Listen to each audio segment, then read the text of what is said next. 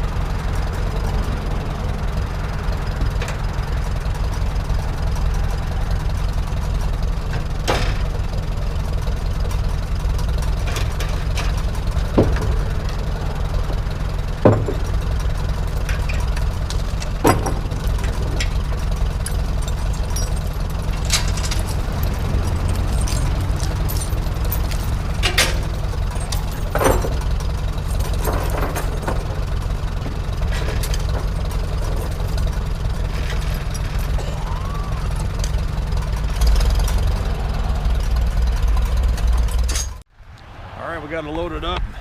We didn't bring any chains and binders today. I think ratchet straps will handle this load just fine. Got some front bolster parts too. Been watching Kenny Kizzle's videos, all the work he's been doing. He shamed me into making mine a little better. So let's get on the road, head home. All right, quick stop over in Malacca, Minnesota, just off of 169. Just gonna look at the load real quick. Might even shoot over there, have something to eat as long as we're here. Straps are still good. All pieces are present and accounted for. Usually just kind of check bearings and stuff. Everything's been running nice and cool. All right, we've been following Van Guy here that's got a full bed ratchet strapped on top of his vehicle. Thank God. I've been watching that thing float up ahead of my truck here for about 5 miles. People.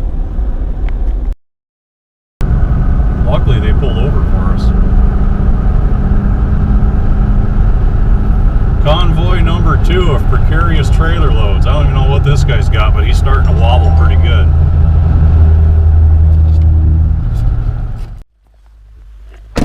Well, finally made it home. And I don't know why, but it seems like everyone that wants to haul sketchy loads chooses to do it on a Sunday.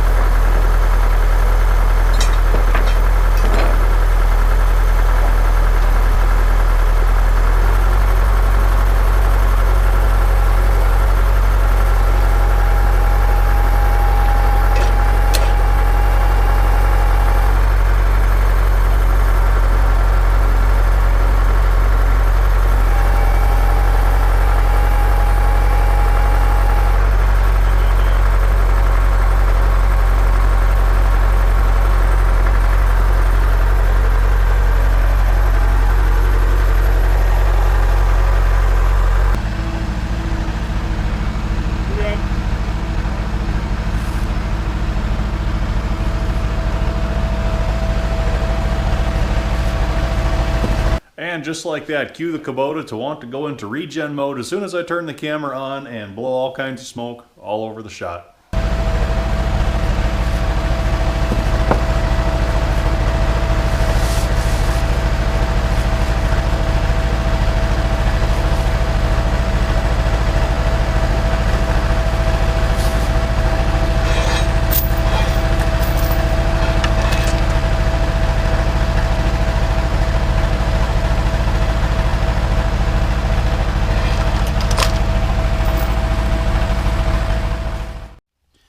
Well, here it is.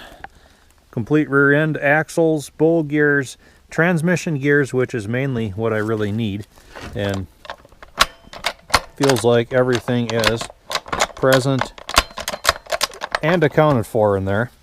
I'm hoping this H will lend much better gears with much less wear for mine so that she's not such a howler anymore. Even has the belt pulley on it. Belt pulley drive, which is nice. Brake pedals are on there, clutch pedals on there, all the brakes are intact. Pretty solid little parts unit here. I believe they told me this was a 41 Farmall H. Should be all the same transmission stuff as my 45. Hopefully that's going to give me some good parts. Also, like I showed earlier, steering bolster. I have some slack developing in the front wheels of my H when I drive that thing down the road that can get that wobble going on. I know I have some play in the worm and circle gear up here in the top. There's some worn splines where the vertical shaft comes down, meshes with that gear. I kind of resealed that up there, tightened it up back in '06 when I rebuilt the engine. It was good for a couple years, but it's starting to get that wobble back to it now, and I did some workarounds to get around that wear up there. I'm hoping this just has much tighter components. Picked up this bolster along with the rear end kind of because I was shamed into it.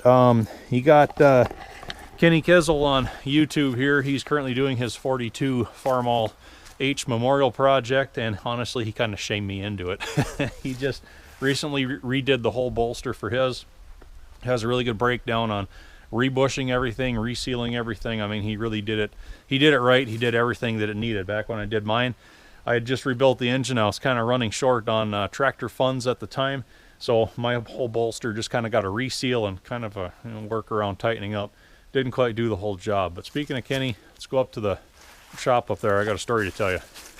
So the mail shows up the other day, and in the mail I find a box addressed to one Squatch 253 from one Kenny Kizzle. So this is said box. I'll set it up here amongst all the Cosmolini goodness that is currently going on. I open it up, and this is what I find. Kenny got me a Caterpillar hat. Caterpillar, coming your way. Building a better future for everyone. Now, that is one fine gesture, and thank you very much, Kenny. Very good guy. Please go over and check out his channel. Just sends me a brand new hat out of the goodness of his heart. I really don't know why. All kidding aside, very, very nice hat, Kenny. Thank you very much. I do sincerely appreciate the gesture. And like I said, go check out his channel. I'll put the link right down below here. I'll make it easy for you. You can just click right on that. Go over there and see what he's doing with that 42H. The stuff he's into now is exactly what I'm going to be facing next spring when I tackle mine. Like I said, he did up that front bolster. He did it really well. He rebushed everything. New gears in the top. New seals everywhere. Did it right. Did it well. And it really got me thinking, you know, for as much good service as I get from my H, I really should be putting something back into it, and just getting all that stuff tight and right again is the very least that I can do. And in the transmission, you know, you guys, if you've watched enough of my videos, you've heard that thing whine.